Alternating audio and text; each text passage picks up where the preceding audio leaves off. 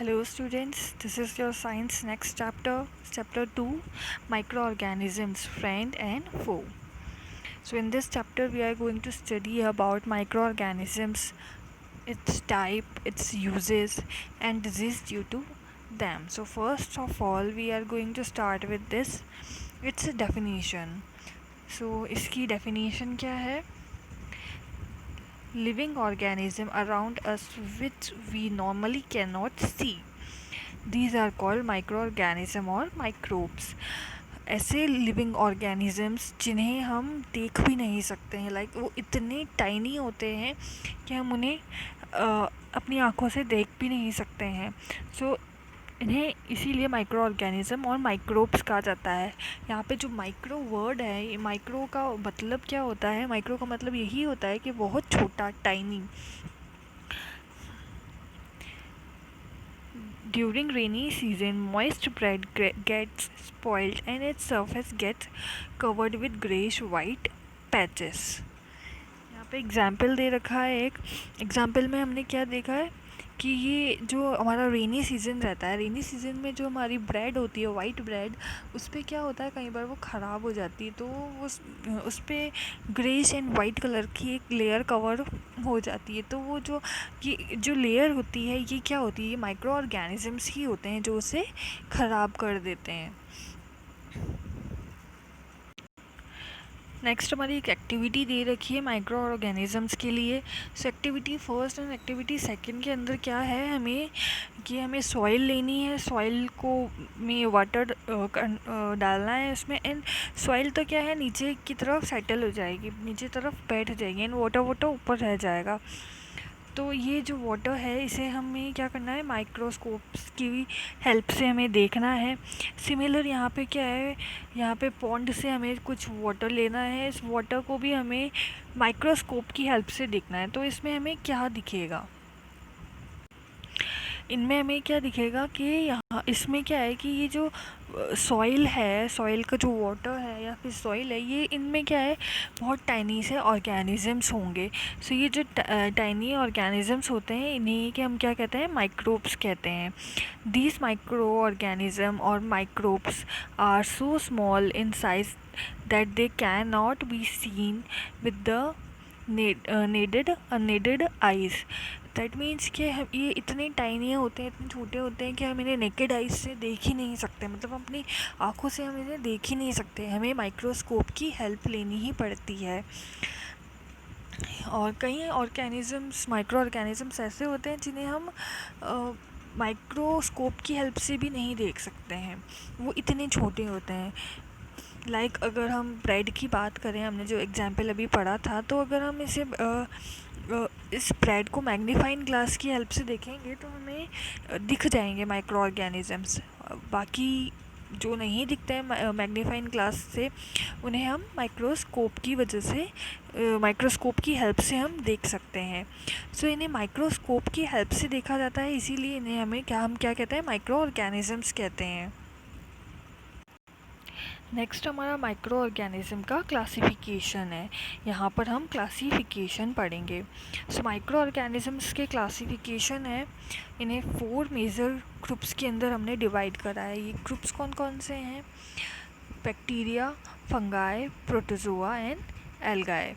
ये क्या है, ये इनकी कैटेगरीज है माइक्रो ऑर्गेनिजम्स की. सो फर्स्ट हमने कैटेगरी है हमारी वायरस. यहाँ पे हम वायरस के बारे में थोड़ा सा पढ़ेंगे. तो वायरस में क्या होता है, ये भी एक माइक्रोस्कोपिक है.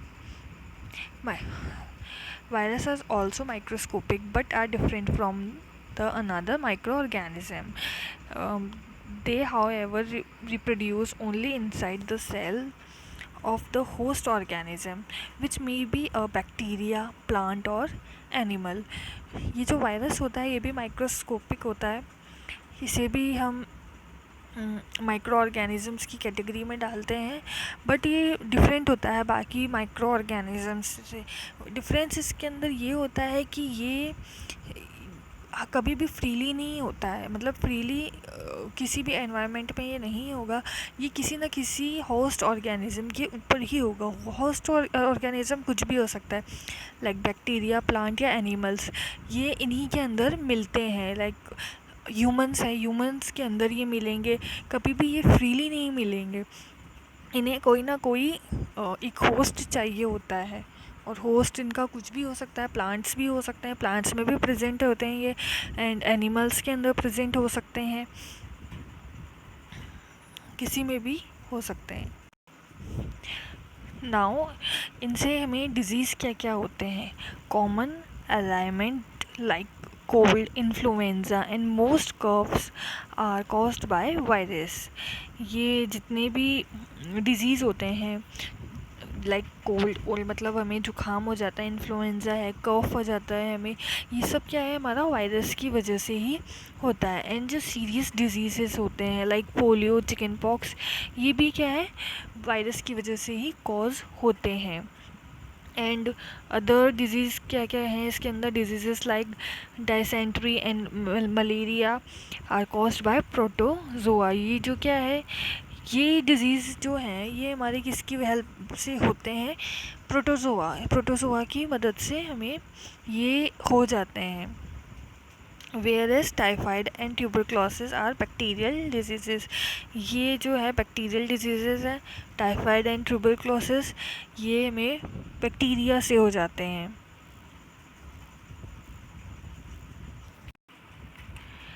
नाउ हमें बैक्टीरिया का डायग्राम दे रखा है कि बैक्टीरिया कैसे दिखते हैं। सो बैक्टीरिया, ये बैक्टीरियाज हैं, यहाँ पे आप देख सकते हैं कि ये लंबे लंबे से जो हैं ये बैक्टीरिया का स्ट्रक्चर होता है, ये इस तरीके से दिखते हैं। नेक्स्ट हमारा एल्गाई का स्ट्रक्चर है। एल्गाई के अंदर क्या क्या होते हैं, क्लाइमाई, डोमोनस एंड स्पायरोजीरा। ये जो दोनों हैं ये एल्गाई के अंदर आते हैं। इनके स्ट्रक्चर्स आप देख सकते हैं यहाँ पर। देन हमारा आता है प्रोटोजोआ। प्रोटोजोआ के अंदर अमीबिया आता है एंड पैरामीशियम आता है। ये दोनों प्रोटोजोआ के अंदर आते हैं। आपसे एग्ज़ाम्स के अंदर इनके एग्जाम्पल्स पूछ सकते हैं कि एल्गाई में क्या क्या आते हैं एंड प्रोटोजोआ के अंदर कौन कौन से आते हैं। सो आपको ये इनके नेम्स याद होने चाहिए। देन हमें फंगाई दे रखा है। फंगाई में क्या क्या आता है, ब्रेड मोल्ड आता है, पेनिसिलम आता है, एस्परजिलम आता है, एस्परजिलस आता है। ये जो है ये फंगाई के अंदर आते हैं। तो आपको एग्जाम्पल्स याद करने ही ये सब। So our next topic is where do microorganisms live. मतलब अब ये हमने टाइप्स पढ़ लिए हैं इनके, अब ये रहते कहाँ पर हैं। So microorganism may be single celled like bacteria, some algae and protozoa, or multicellular such as many algae and fungi. Micro organisms होते हैं, इनको दो कैटेगरी में फर्दर डिवाइड किया गया है। मतलब सिंगल सेल्ड होते हैं एक, और एक होते हैं मल्टी सेल्यूलर। तो सिंगल सेल्ड के एग्जांपल्स क्या क्या हैं, बैक्टीरियाज हैं, एल्गाए है, प्रोटोजोआ है, ये सब क्या है हमारे सिंगल सेल के एग्जाम्पल है। एंड मल्टी सेल्यूलर के एग्जाम्पल हमारे क्या है, एल्गाई एंड फंगाई। ये दोनों क्या है, मल्टी सेल्यूलर होते हैं। सिंगल सेल का मतलब होता है कि हमें इन माइक्रो ऑर्गेनिज्म में हमें सिर्फ एक ही सेल मिलेगा। एंड यहाँ पर मल्टी सेल्यूलर का मतलब होता है कि हमें एक से ज़्यादा सेल्स अवेलेबल होते हैं इन माइक्रो ऑर्गेनिजम्स के अंदर। They live in all types of environment ranging from ice cold climate to hot springs and desert to martial land. They are also found inside the bodies of animals including humans. Some microorganisms grow on other organisms like other exist freely. यहाँ पर ये बता रखा है कि ये जो इनके टाइप्स होते हैं, ये टाइप्स अलग अलग होते हैं, इनकी रेंज अलग अलग होती है। रेंज मीन्स लाइक हमें यहाँ पे दे रखा है कि आइस कोल्ड क्लाइमेट के अंदर से लेकर हॉट स्प्रिंग्स तक, डेजर्ट्स तक, मतलब कुछ ऐसे माइक्रो ऑर्गेनिज़म होते हैं जो कि सिर्फ बहुत ज़्यादा ठंडे एरियाज़ के अंदर मिलते हैं और वो इजीली वहाँ पे सरवाइव भी कर लेते हैं। सिमिलरली कई ऐसे ऑर्गेनिज़म्स भी होते हैं जो बहुत ज़्यादा, जहाँ पे टेम्परेचर होता है, लाइक अपने जो डेजर्ट्स होते हैं वहाँ पे भी इजीली वो रह लेते हैं, सरवाइव कर लेते हैं। एंड कई ऑर्गेनिज़म्स ऐसे होते हैं जो कि अदर एनिमल्स की बॉडी के अंदर रहते हैं, लाइक फ्रीली नहीं होते हैं, लाइक ह्यूमंस हो गए या कोई भी एनिमल्स हो गए, उनकी बॉडी के अंदर ही आपको मिलेंगे ऑर्गेनिज़म्स। और कई ऑर्गेनिज़म्स होते हैं वो फ्रीली अवेलेबल होते हैं, फ्रीली वो आपको मिलेंगे, मतलब उनको सर्वाइव करने के लिए किसी होस्ट की ज़रूरत नहीं पड़ती है। Next is micro organisms and us. Microorganisms play an important role in our lives. Some of them are beneficial in many ways, whereas some other are harmful and causes disease. Let us study about them in details. अब यहाँ पर ये बता रखा है कि जो micro organisms होते हैं उनका हमारी लाइफ में भी बहुत इम्पोर्टेंट रोल होता है। इम्पोर्टेंट रोल कैसे होता है कि हमारे डेली यूज़ के अंदर ये काम आते हैं। डेली यूज़ में कहीं आपको अब आगे एग्जांपल्स बताएंगे यहाँ पे क्या क्या यूज़ में आते हैं ये। सो ये जो होते हैं ये बेनिफिशियल भी होते हैं माइक्रो ऑर्गेनिज़म्स हमारे लिए, और ये हार्मफुल भी होते हैं। अब इनका बेनिफिट क्या होता है, इनकी यूजेस क्या होते हैं हमारी डेली लाइफ में, वो उसके बारे में हम आगे स्टडी करेंगे। सो फर्स्ट है हमारा friendly micro organism. Friendly micro organisms क्या होते हैं, ये गुड माइक्रो ऑर्गेनिज़म्स होते हैं, लाइक ये हमारे काम आने वाले होते हैं, यूज़ हम इन्हें करते हैं। लाइक हमें यहाँ पे कहाँ कहाँ यूज़ करते हैं, हम कर्ड में, ब्रेड में, केक में। लाइक कर्ड है हमारा, दही है, दही कैसे जमता है, दही को जमाने के लिए भी हमें माइक्रो ऑर्गेनिज़म्स की हेल्प लेनी पड़ती है। सो ये गुड माइक्रो ऑर्गेनिज़म्स होते हैं। ब्रेड है, ब्रेड बनाने के लिए भी हमें माइक्रो ऑर्गेनिज़म्स की हेल्प लेनी पड़ती है। एंड केक है, केक के लिए भी हमें माइक्रो ऑर्गेनिज़म्स की हेल्प लेनी पड़ती है। लाइक आपने देखा होगा ब्रेड या केक के अंदर यीस्ट का यूज़ होता है, जो ये यीस्ट होती है ये भी हमारी माइक्रो ऑर्गेनिज़म भी होती है। कर्ड के अंदर लैक्टोबैसिलस नामक जो बैक्टीरिया होता है उसका यूज़ हम करते हैं। सो ये गुड माइक्रो ऑर्गेनिज़म्स होते हैं। They are used in cleaning of environment. For example, the organic waste are broken down into harmless and usable substance by bacteria. Recall that bacteria are also used in the preparation of medicine. In agriculture, they are used in increase of soil fertility by fixing nitrogen. ये जो micro organisms होते हैं ये हमारे environment को भी clean करते हैं। अब क्लीन कैसे करते हैं, हमने प्रीवियस चैप्टर में भी ये चीज़ पढ़ी है कि जो वेजिटेबल्स होते हैं, उनके छिलके होते हैं, वेस्टेज होता है जो भी, उनको क्या करते हैं ये माइक्रो ऑर्गेनिज़म ब्रोक डाउन कर देते हैं। सो ब्रोक डाउन मतलब उन्हें क्या करते हैं, डिकम्पोज कर देते हैं। जितना भी वेस्ट होता है उसको ये जो माइक्रो ऑर्गेनिज़म है ये यूजेबल सब्सटेंस में बदल देते हैं, लाइक बैक्टीरियाज जो होते हैं। सो हम एज उसको खाद के रूप में हम उसे काम में लेते हैं। हमने प्रीवियस चैप्टर में भी ये सब पढ़ा है। एंड जो बैक्टीरियाज होते हैं उन्हें हम क्या करते हैं, मेडिसिन की प्रिपरेशन में भी यूज़ में लेते हैं, हम उन्हें से मेडिसिन्स भी बनाते हैं। एंड एग्रीकल्चर के अंदर भी सॉयल फर्टिलिटी को इंक्रीज़ करने के लिए भी हम माइक्रो ऑर्गेनिज़म्स का यूज़ करते हैं। Now next is making of curd and bread. Curd contains several microorganisms. Of these, the bacterium lactobacillus promotes the formation of curd. मैंने आपको अभी बताया था कि दही जब हम जमाते हैं तो उसमें हम बैक्टीरिया का यूज़ करते हैं, तो उसे क्या कहते हैं, लैक्टोबैसिलस। लैक्टोबैसिलस क्या होता है, एक बैक्टीरिया होता है जो कर्ड के अंदर प्रेजेंट होता है। सो आपने कभी भी देखा हुआ होगा कि अपने घरों के अंदर जब भी हम दही जमाते हैं तो उससे पहले हम थोड़ा सा अमाउंट लेते हैं कर्ड का एंड उसको गर्म दूध के अंदर हम डाल के रख देते हैं।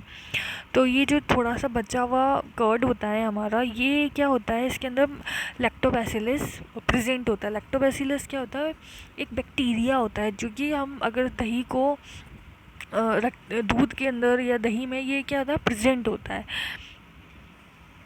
It multiplies in milk and convert it into curd.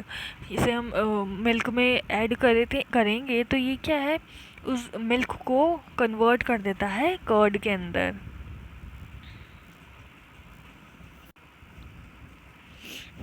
Next इसके यूजेस और क्या क्या होते हैं bacteria are also involve in the making of cheese, pickles and many other food items. An important ingredient of rava, suji, idlis and bhaturas in curd. हम जो भी bacterias के और क्या क्या यूजेस होते हैं चीज़ के अंदर होते हैं, हम चीज़ बनाते हैं, पिकल्स मतलब हमारे जो अचार बनते हैं, और जितने भी फूड आइटम्स होते हैं अलग अलग उनमें यूज़ होता है। लाइक अगर हम इडली बना रहे हैं तो जिसमें भी दही का यूज़ हो रहा है हमारे, उन सब के अंदर क्या है, बैक्टीरियाज प्रेजेंट होते हैं उनको फर्मेंटेट करने के लिए। नेक्स्ट हमारा बैक्टीरिया तो हमने पढ़ा ही। यीस्ट क्या होता है, यीस्ट भी सेम यूज़ में आता है। यीस्ट भी क्या है, गुड माइक्रो ऑर्गेनिज्म है। इसका हम क्या यूज़ लेते हैं, इसे भी हम लाइक पिज़्ज़ा ब्रेड्स होती हैं, ये जो नॉर्मल ब्रेड होती है, इनके अंदर हम इसका यूज़ लेते हैं। तो ये क्या प्रोड्यूस करता है, हमारा कार्बन डाइऑक्साइड प्रोड्यूस करता है ड्यूरिंग रेस्पिरेशन। मतलब यीस्ट क्या है, कार्बन डाइऑक्साइड प्रोड्यूस करेगा।